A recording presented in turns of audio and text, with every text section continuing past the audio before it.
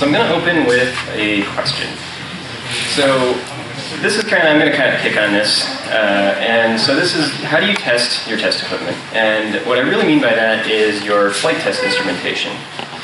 So that's things like, we've got air data booms, flutter excitation systems, pressure transducers, accelerometers, data acquisition chassis, INSs, whatever that is. And all the things that you use to tell how an airplane, somebody probably worked on that here, didn't they? So all the equipment that we use to determine how an airplane flies, how do we test that to make sure it's working before we go fly the airplane? How do we calibrate it to make sure it's giving us numbers that are actually reasonable? And so what I did was I got some kind of like industry standard answers for how we do this, right? And there's a lot of ways to do this, but like a lot of the things the industry really likes, and if you work at a big aerospace company, these are a lot of the things you'll end up doing. You'll buy something that the industry already likes, right? So like an aerosonic air data boom, an Acro chassis, a Novotel INS. These are all things everybody's already heard of in the instrumentation world, and nobody's going to worry too much about them. You can buy or rent all the test equipment that you need to do this, right? You can go buy yourself a wind tunnel to test your air data boom. You can buy yourself a vacuum chamber and a temp chamber to test the rest of your equipment. Check, check, check, check, check. It's you! It's you! I know, it's my voice. So those are some ways you can get the equipment that you need.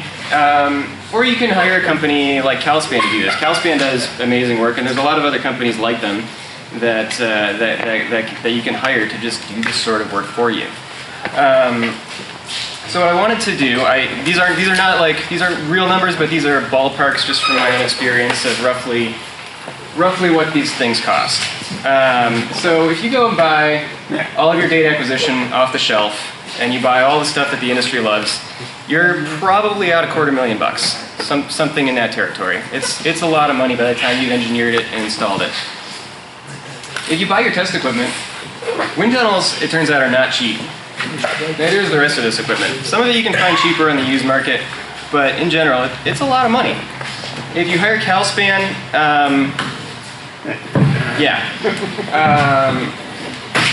so I wanted to talk about how I've been doing this since I started, and it looks a little bit different.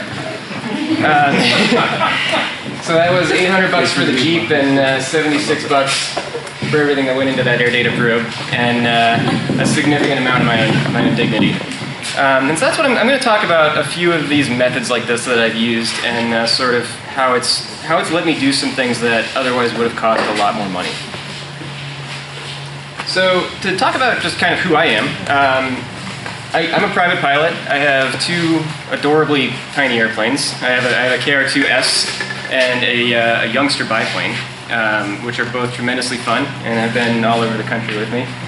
I'm an old RC airplane nerd. I've been flying RC airplanes since I was 10 and having a blast. And I've done a bit of high-power rocketry, which, for those of you who haven't fired something bigger than an Estes rocket, so that's a K-impulse rocket motor right there. That's about, I want to say it's 480 newtons of thrust for about 3 seconds. And so this went up in a rocket that was a Mach 1 rocket up to about 7,000 feet on EP propellant. So I've been having fun. My company, Spin Garage, makes air data booms and other types of instrumentation, right? So INS data loggers, those sorts of things. And I've been doing this for about going on 10 years now, and but only in aerospace since about 2014. I came out, worked for Scaled for a couple years, went back out on my own. Before that, I did lots of other goofy stuff. This is a lithium battery that I made completely from scratch, which that's a great way to blow a lot of money and not start a lithium battery company, if anyone's wondering. And after that, it's just been kind of this really cool energy of getting to know all the people in the aerospace industry and doing more fun things. I work with a lot of the other small companies in the area because I'm an electrical guy, right? I can't build an airplane. And so I work for and with a lot of these guys on their new projects. And so I do a lot of consulting type work. You know, somebody builds a new airplane, they want somebody to come in and help wire it. It usually needs to be done yesterday. Those kinds of projects are a lot of what I do. As far as products go, this is the Featherweight Air Data Boom. And this is intended to compete with a market that has, you know, pretty well stagnated. So I've kind of been trying to take a new approach. So when I first got into this stuff, I was not good at it. This is the first thing I ever designed and flew on an airplane. And this is a 5-hole probe. It's the same one that you saw mounted on the front of that Jeep. I did the initial flight testing on this on a Piper J4 Cub that I borrowed from a friend and promised I wouldn't tell him what I was doing with it. I didn't know what I was doing, but you know, neither did the Bumblebee, so I went ahead and did it anyway. I learned a lot. I learned a lot about how not to do things. This data is crap. I don't know why I was proud of a 5-degree discrepancy in alpha, but it was a good start.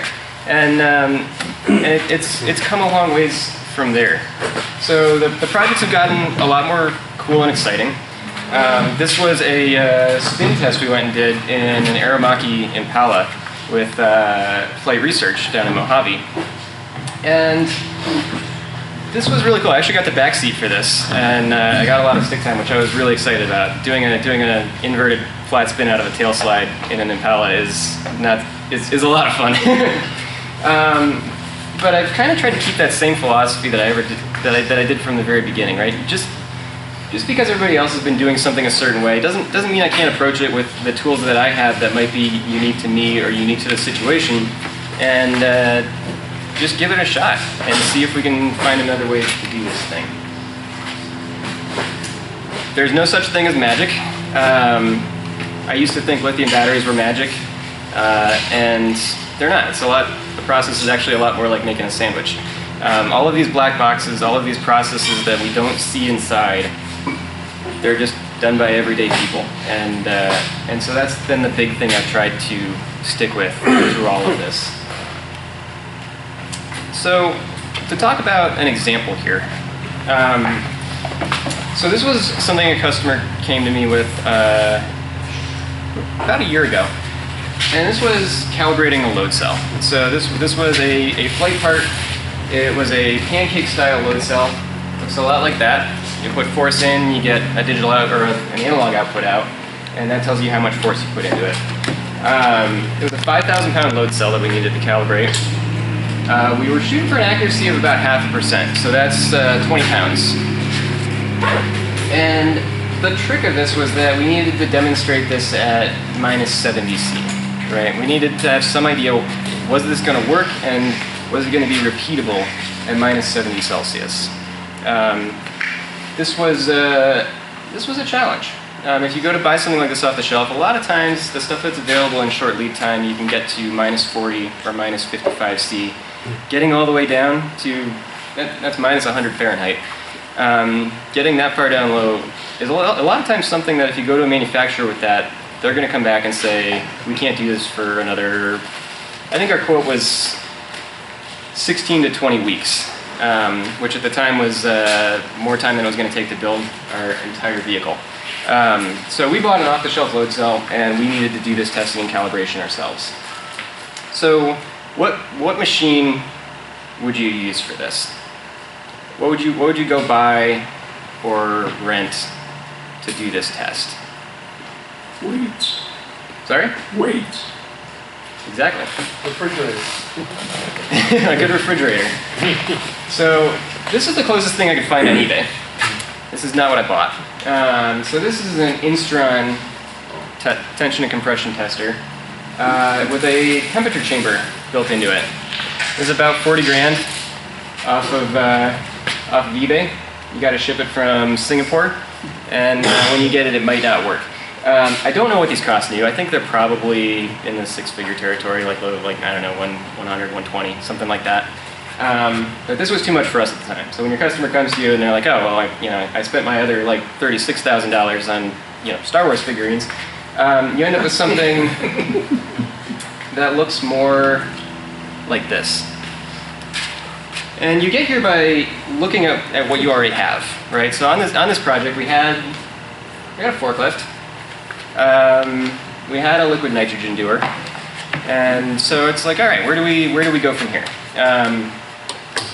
So you go to Costco, you get yourself a $10 styrofoam cooler, you get yourself a room temperature load cell, you mount your load cell under test in here, and then you go buy some formerly food grade water drums. And so these are about 2,000 pounds a piece, and so for our mid-level test point, we filled one of them partway up. So this particular fixture was exactly 3,062 pounds, including all of the straps and lift apparatus. And it stayed that way. So once these are sealed off, they don't change weight, which is something that we wondered about when we started. Are we going to have evaporation problems? Like, how's this going to go? But no, these stayed at 3,062 pounds through the entire calibration. The reference load cell was about 200 bucks. The styrofoam cooler was about 10 bucks. This was a couple $100. I think if you had to go buy this stuff off the shelf, you might be, assuming you already had a forklift. I wouldn't recommend this if you don't already have a forklift. This was probably on about $1,000 setup, something in that territory. And it worked. It got us what we needed to know. And the first thing it told us was that the load cell that we had was not good enough. If you look at pancake load cells, they actually, ask your manufacturer this, if you ever go to buy one, ask them if they have strain gauges on both sides of the web. Because a lot of them don't. And if they don't, they're not going to be able to withstand temperature transients. The ones that do have balanced load cells on both sides. You'll still get some interesting behavior, but they behave a lot better. So what we ended up with was this. And actually, I should mention, the final apparatus that we ended up testing was actually a vertically stacked cooler that had 3 different load cells inside it that we were testing. 2 5Ks and a 10K. And then we had the reference load cell below that. So this is our data. When you do stuff like this, the data is going to look rough. Like you learn real fast to work with imperfect data. And there's some real interesting challenges when you build a test fixture like this that you have to work through. So, for instance, this is the upper temperature in the box.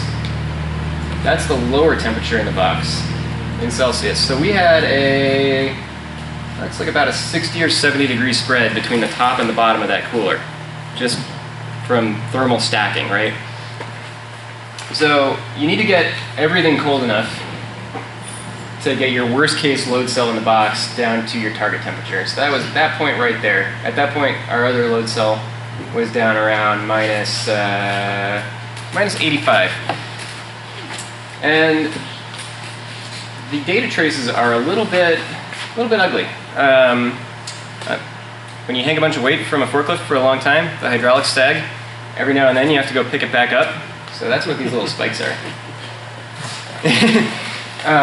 So this kind of testing is all about like figuring out how to work with this kind of stuff. How do you get what you need out of it? And a lot of times it comes down to figuring out what to correlate it with. What are the variables that you really need to peel out of this? So right here, this is the 2 5K load cells, and end to end. So this is their error in pounds versus degrees Celsius, 20 up at the top and minus 85 down here. And end to end at our minus 70 point, that's our 20-pound spread right there. All right, Andrew's happy. Andrew's in a good mood. We don't have to really worry about it too much more than that. But what we can compensate for is anything that's repeatable. So what we really care about is the hysteresis band. So if you look at, when you take one of those pancake load cells and you cool it down, you're applying that temperature delta to the outside. So you're shrinking the outside and the inside catches up later. So you're compressing the inside of that load cell. And same thing when you warm it back up. You're expanding the outside first, you're stretching those strain gauges on the inside. And that's where this hysteresis band comes from, is all the little inaccuracies they creep in when you're doing that.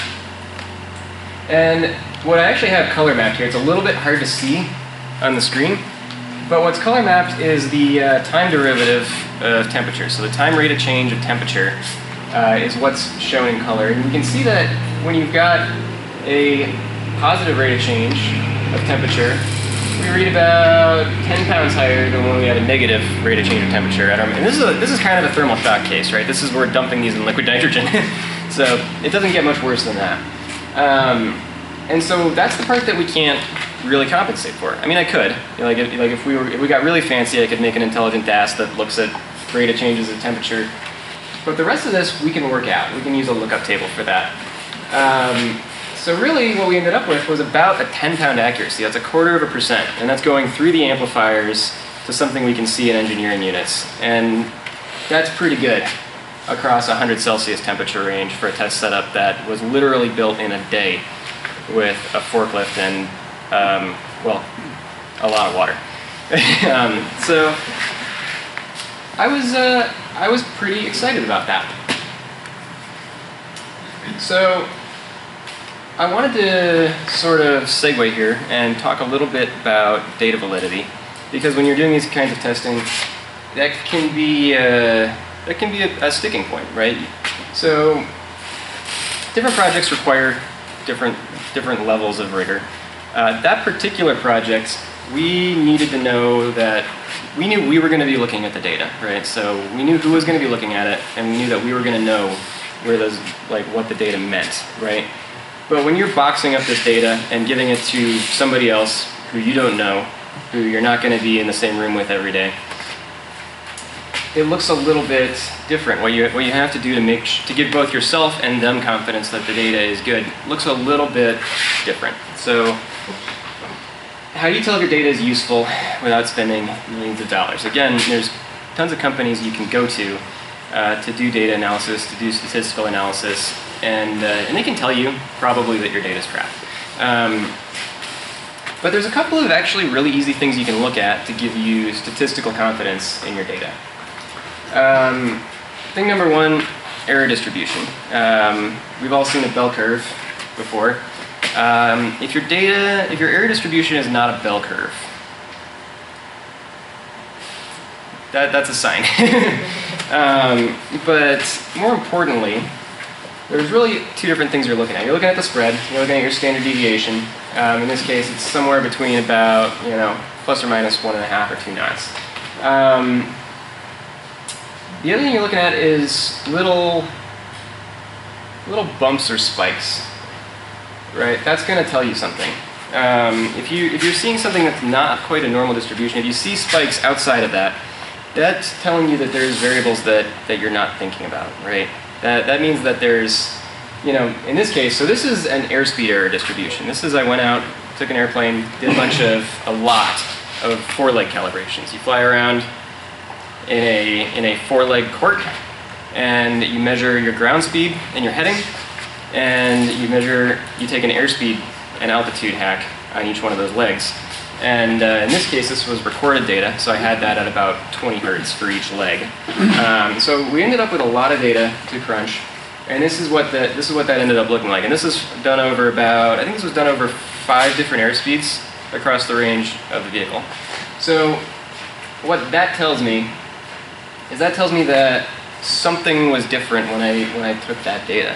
That might mean that the airplane was flying at a higher alpha, which moved that entire curve. It might literally be a difference in pitot, like pressure recovery at higher alpha. Could be something like that.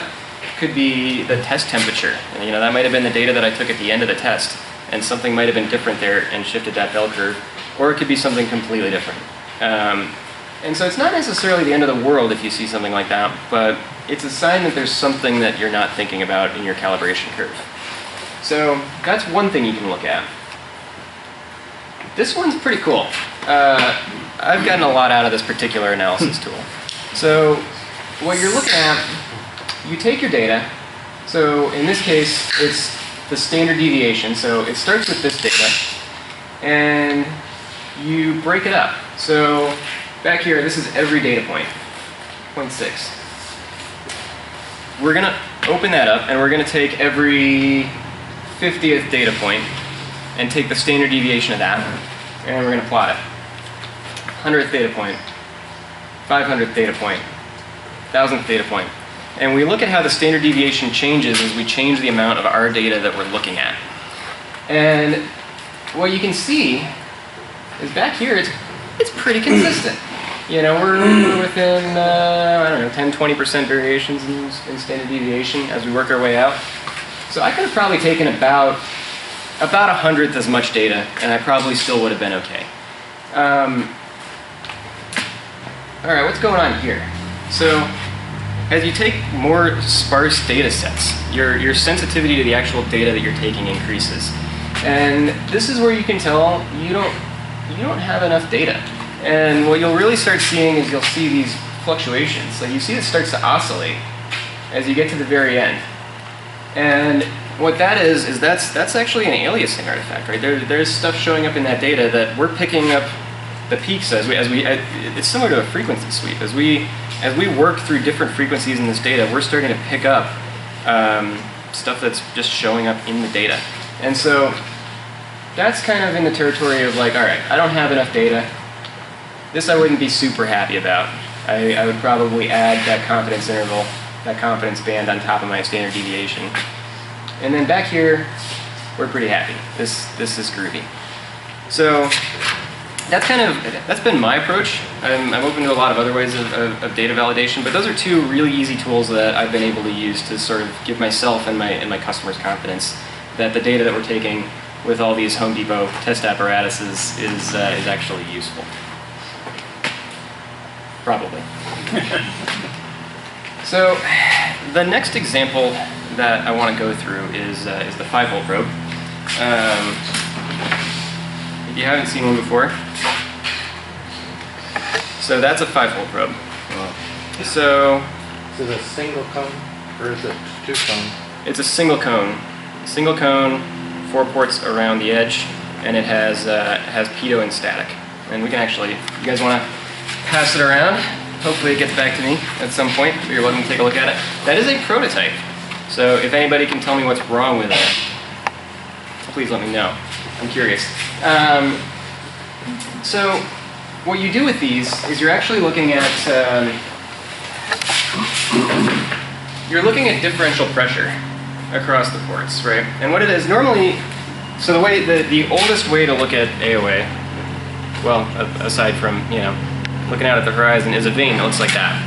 That's got a position transducer on it, and that orients itself with the free stream flow, and that's how you measure AOA, right? You don't really want to put that on a glider. All of you guys who have these like 40-to-1 ships would probably get pretty cranky. Or worse yet, that is not something you want on a glider. Now something like this though, that's about the size of a total energy probe. And it gives you airspeed, altitude, angle of attack, and angle of side slip if you know how to analyze the data. So in general, it's proportional to the dynamic pressure, or sorry, it's proportional to the differential pressure across these 2 ports divided by the dynamic pressure, right? That's what you start with to start peeling out that calibration equation. So how do we calibrate this? So there's a few different ways that are industry accepted, but it's really hard to do something like this through flight test. I did that first. I actually mounted an articulating sting on my airplane that would sweep through a range of betas and then also rotate the probe.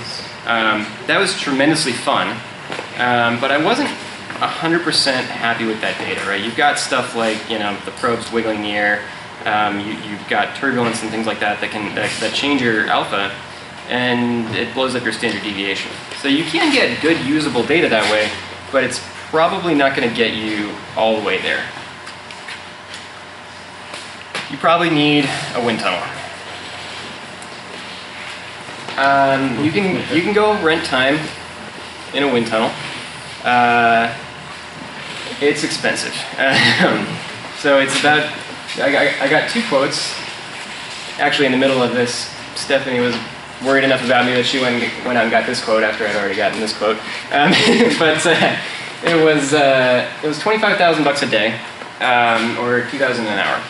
And when you're walking into a situation like that cold, you're showing up with test equipment, there's a wind tunnel over there, and you gotta get data. You're probably there for the day at least, maybe more. And you know, this kind of budget doesn't work for a company my size, right? I'm a one-man show. I run on a personal budget, you know, plus like whatever a given project is supporting, and so that's not going to happen. All right, so can I buy a wind tunnel? This is like Andrew's go-to is like hop on eBay at 11 o'clock at night and figure out what stupid things I can spend money on next. No. I can't buy a wind tunnel. This is actually a really cool tunnel. This was built by Swift Engineering, which is a company out of San Clemente, and their initial like business exploits were a lot of like F1 optimization and stuff like that, F1 cars, and so that's what they had this wind tunnel for. They switched over to a more CFD-based approach and sold this to a company that I think is in Minnesota. And if you go look up this eBay ad, I highly recommend it. It's got a diagram of the building that you would need to build to put this in. Right. That. So this one's out of scope. All right, we can't do this one. What else we got? Let's keep shopping. All right, so this one is in San Jose, and starting bid 20 grand. That's still more than what I'm going to put into this in a short-term project, and I probably can't even move and install this in the time constraints that I have to calibrate a probe for a given customer. So, and the other problem with this is it's actually not fast enough. If you want to look at that for that particular probe, I needed at least 100 knot data for what I was doing at the time, and this can't do 100 knots. So I'm going to spend all this money. I'm going to probably spend another $5,000 or $10,000 getting this moved to where I'm actually going to use it. All right, we can't do that. So that's how you get here. Yeah. So we're building a wind tunnel. We don't have a lot of time. We're in a big hurry. Where do we start with this? It's pretty daunting, right? It's like, all right, and it's high risk, right? And because like if I go to all this trouble, build this wind tunnel, and the data comes out like crap, like I'm gonna look like a real asshole. So it was nerve-wracking to dive into this. Side note, this book is the book that this is out of is amazing. It's called Bored Nothing to Do.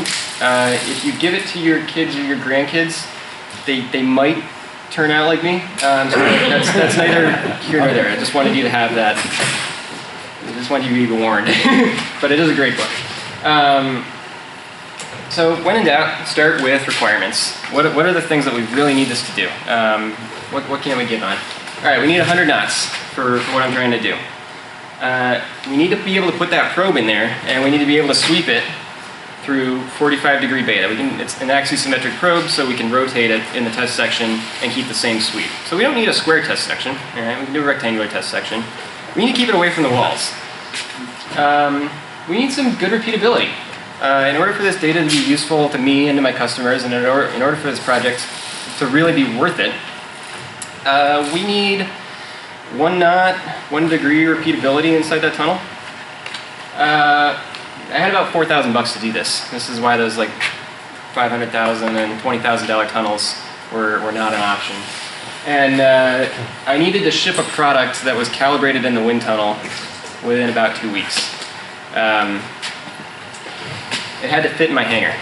I had to kick the airplane outside for this project, but the rest of the tunnel had to fit in the hangar. So that's kind of where we start. All right, we know what we're trying to do. So now basically I had this idea on a Sunday night. I went home and started doing research. It was like, all right, 7, 8 o'clock. I got done with like the day's work and go home, pull out the laptop, start figuring out, all right, what do we need to know to build a wind tunnel? What are the knobs we can tweak that are going to actually make this thing viable or not viable? So configuration is the first thing, right? You know, that's your basic like tunnel functionality. Is it a blowdown tunnel or a suckdown tunnel? Which end is the fan on? Is the fan pushing air into it or sucking it out of it? Is it an open loop or a closed loop tunnel? The second one that I showed you was a open loop tunnel. The first one that required the entire building was a closed loop tunnel. I'm pretty sure in my hangar I only have room for an open loop tunnel. And it's going to have to be a suckdown tunnel. The flow straighteners and everything that you need to make a blowdown tunnel work, there's actually not a lot of advantages there. The only time you really need a blowdown tunnel is if you're going supersonic and you've got, you know, your test is a half a second long and you're going to pressurize, you know, a tank the size of half of this room and blow it all through an orifice with your test article in front of it. That's really when you need a blowdown tunnel. Pretty much everything else is going to be a suckdown tunnel. The other knob that was new to me that you can tweak on a wind tunnel is the contraction ratio. This wasn't something that I really thought about at all before, but this is like on the contraction section of the tunnel where you're bringing the air in. The larger your inlet, the more gently you're accelerating that air into your test section, right? So the less noise is going to enter. So when you fire up an open loop tunnel, it's pulling air from everywhere, every which way, and if you've got like a 1-to-1 tunnel, right? If you don't have a contraction section, you're sucking air from here, and it has to like bend and work its way inside, and you get all these vortices that roll off that inlet, and you get a really gnarly test section. And so the cleanliness of the air going through your tunnel is actually a pretty solid function of the contraction ratio. This is a pretty easy thing to find once you start Googling around, reading papers on, you know, how to build a wind tunnel if you have $1 million. This is that's the, you know, $999,000 secret. So you need about 6 to 7. Your inlet needs to be about 6 to 7 times as big as your test section. If you're going to do, you know, decent industrial purposes, if you're going to get data you can work off of, you need about 9-to-1 for calibration-y stuff, just as a general rule of thumb. So I was like, all right, well, I really suck at this. I'm going to build a 10-to-1 tunnel. And so that's where I started with that. Flow straighteners are a really interesting thing. The other thing that buys you, by the way, that contraction ratio, is if I've got a 100-knot tunnel with a 10-to-1 contraction ratio, we're only doing 10 knots at the inlet of that tunnel. And so what that brought me to is that's where I'm going to put my flow straightener. And I'm going to make sure that contraction section is really smooth so that I don't need a flow straightener after it. And that makes a huge difference in tunnel efficiency. So your flow straightener, you might have seen them, I should say, on tunnels kind of spread all over the place, but it's a big grid, and it straightens the air going into the tunnel.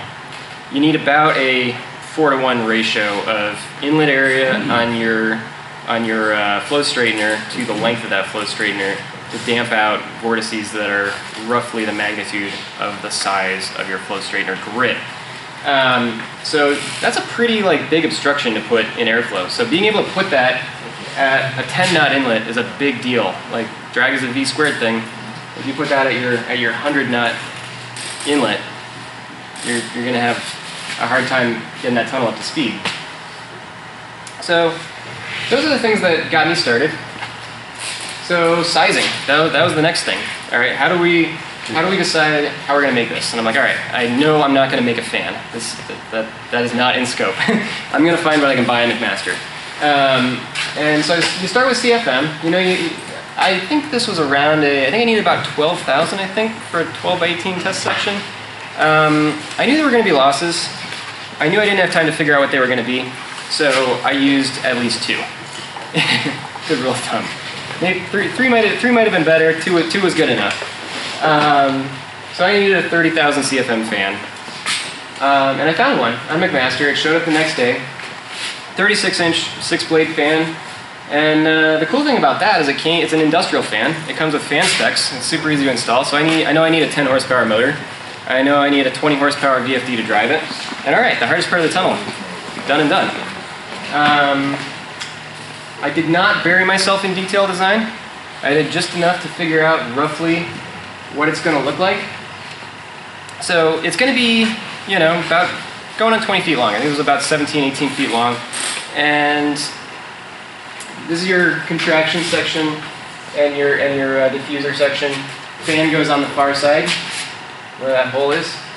And there were a lot of details that I didn't think about before I started building it, and that's the way it had to be. If I chased this all the way to the end, it would have taken months. So like stuff that I didn't think about. I was not yet worried about how I was going to sheet the inside. I was worried about structure and shape. Like how many sheets of plywood do I need to go buy from Home Depot, and how do I need to cut it so that I can get this going in a hurry. And then you call your friends. And so that's Jake. He helped out a lot on the project. This was 24 hours after I had the idea to build a wind tunnel. Sorry, this was 24 hours after I knew I needed a wind tunnel in my life. Is a better way to say that.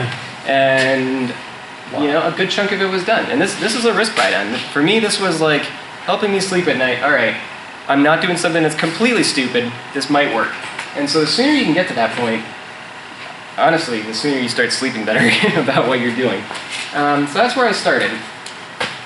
So to talk through a chunk of the build, this was sort of the structural frame up, right? So that's your contraction section, diffuser section getting built up. We're starting to sheet the inside of the contraction section. This was super easy. This was hardboard, 1/8" hardboard from Home Depot.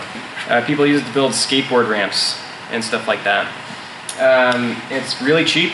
And it was, you know, fastened with a nail gun and liquid nails.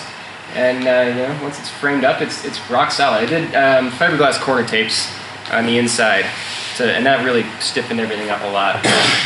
This was kind of putting everything together, you know, putting the halves together, and flipping it onto its wheels. This gives you an idea of like why it needed to fit inside my shop. You know, that's my biplane. That's my toolbox. We were low on space.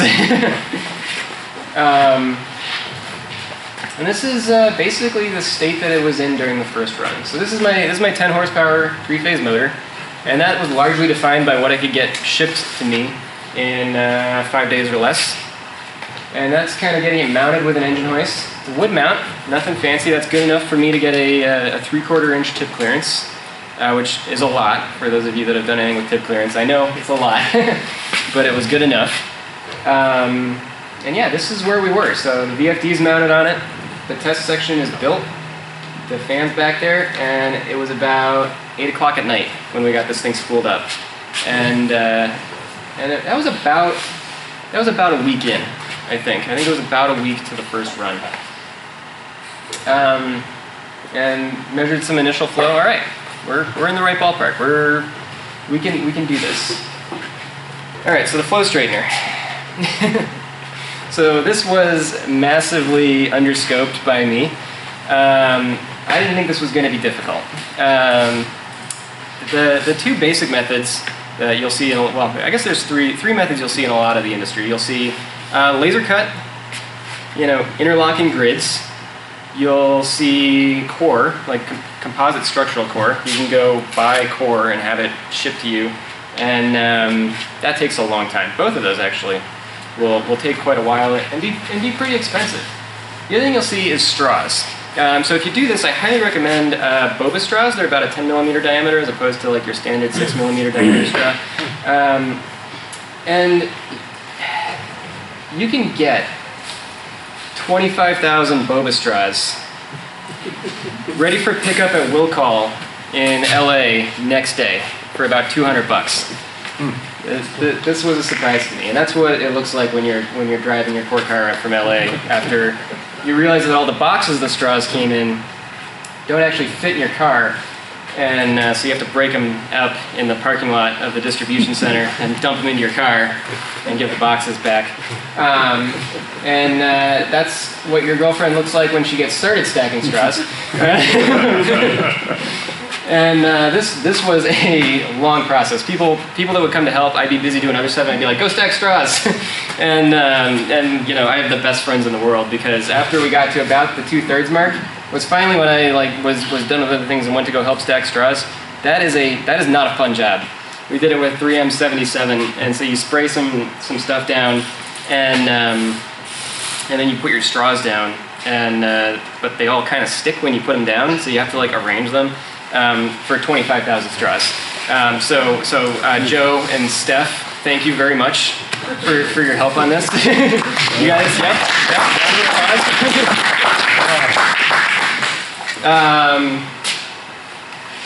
all right, and then getting the test section wrapped up. We had I actually got this robotic arm shipped to me next day, and that was the beginnings of it. What I found was that it was actually a little bit too draggy for the tunnel. So I 3D printed. I took the guts of it, and I 3D printed this sting, and this just sweeps from side to side. This kind of automated stuff can save you a ton of time. Imagine if you had to shut down the tunnel, take apart the test section, and refixture for every one of those data points. And that's sped up a little bit. They were each 2-second test points. This was about a 2-minute test, but that would have taken a day or 2 days. And that actually matters when you're 2 weeks from shipping a product. All right, so all that, 2 weeks of Andrew being really like frantic and not sleeping a whole lot and stacking 25,000 straws. And I gotta tell you guys, the data was awesome. I was blown away by what the data looked like off of this. After looking at flight test data, after looking at stuff that you get when you go fly an airplane and bring it back, this knocked my socks off. So what we're looking at, this is tunnel airspeed from 30 up to 100. Angular offsets, this is the amount of sweep that we're putting into that sting on this axis. And then the vertical is static port error. So this is a lot of data. And it happened fast, and it's usable. And you can take this with you when you go to your flight test, and you can go from there.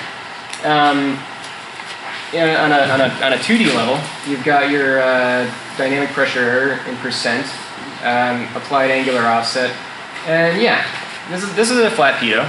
You get drop off when you get past about 10-12 degrees, about 10% by the time you get out to 24. What's cool though, if you remember from the load cells, the repeatability on this is 1 or 2% at 100 knots, even that far out. That's pretty cool. I was happy about that. But what's really cool about that is that off this same probe, we know angle within a degree.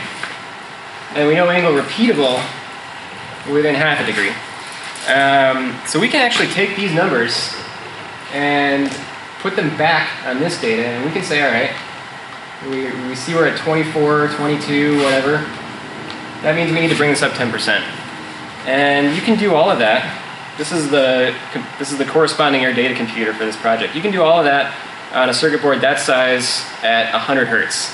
And that gets you, 2% pitot up to 24 alpha beta without an articulating head, which is, this would be your alternative to that, would be having a swiveling head probe. So I was real excited about that. The first one of these to go out is flying around on Perlin in Argentina right now. And they're using it for stuff that I'll let them talk about, but I hope they do, because it's really cool. So I wanted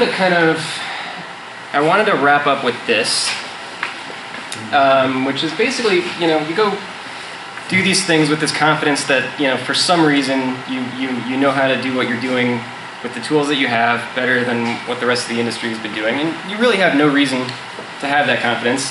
And I can't tell you how many times I have collapsed over a beer at the end of the day because whatever I was working on for the last week just turned out to be completely technically unfeasible. It's and I've actually learned to look forward to that, because I've learned so much every time that's happened. So my closing remark would just be fail early, fail often, and don't let anybody tell you that's a bad thing. That's all, folks.